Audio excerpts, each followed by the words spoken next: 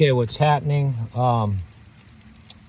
It's kind of snowing right now, but yeah, when you are living off grid and you depend on firewood for heat, then extreme weather like a thunderstorm and extreme winds can sometimes work to your advantage. So, for example, this tree right here got downed last night by the storm and the wind, and as you can tell, it's a dead tree. So usually dead trees are the ones that just fucking go down first. And basically, it was blocking the road, you know, and it continues over there. So the advantage also is when you live depending on firewood, you take what you can get, you know.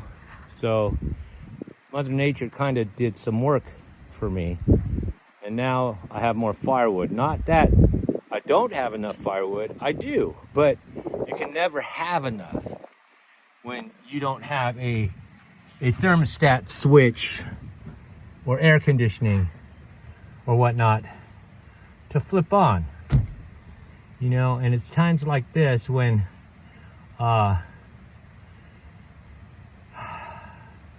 it makes me think how unintentionally or unconsciously entitled I was when I was living in the city, owning a house, paying bills and all that, you know. And, you know, oh, 40 degrees is cold. Nah, man. I don't have to explain either. So, and if you need explanation, watch my earlier vlogs. Watch me vent, because I'm a mad person. Anyways, it's times like these that show your true character when you live without, you know.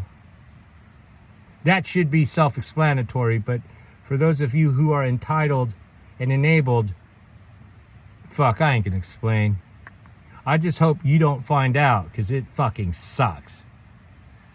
Alright, so, got me some firewood. Oh, and other people's boxes, their trash is my kindling. I'll leave it at that.